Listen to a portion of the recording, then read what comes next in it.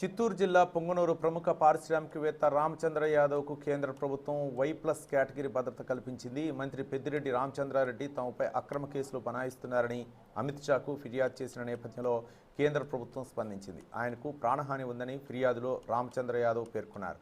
తన ఫిర్యాదు నేపథ్యంలో అమిత్ షా ఈ నిర్ణయం తీసుకున్నట్లు యాదవ్ తెలిపారు. ఈ సందర్భంగా మోదీ సర్కార్కు ఆయన కృతజ్ఞతలు తెలిపారు.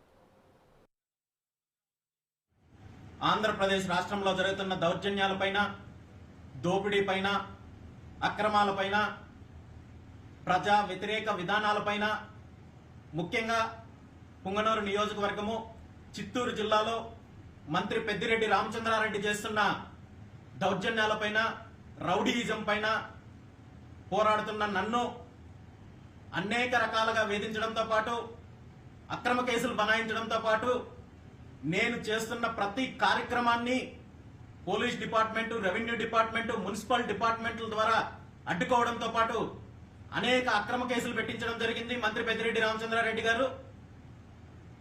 గత నెలలో పుంగనూరు నియోజకవర్గంలోని రైతుల సమస్యలపై నేను పోరాటం చేస్తూ రైతు బేరీ కార్యక్రమాన్ని నిర్వహించగలిగితే ఆ కార్యక్రమాన్ని కూడా అడ్డుకోవడంతో పాటు నన్ను, నా కుటుంబాన్ని హత్య చేయడం కోసము మంత్రి పెద్దిరెడ్డి రామచంద్రారెడ్డి తన అనుచరుల ద్వారా, తన రౌడీ మూకల ద్వారా నా ఇంటి మీద దాడి చేయించి సుమారు 300 మందితోటి హత్యా ప్రయత్నం చేసిన విషయం కూడా అందరికీ తెలిసిన విషయమే.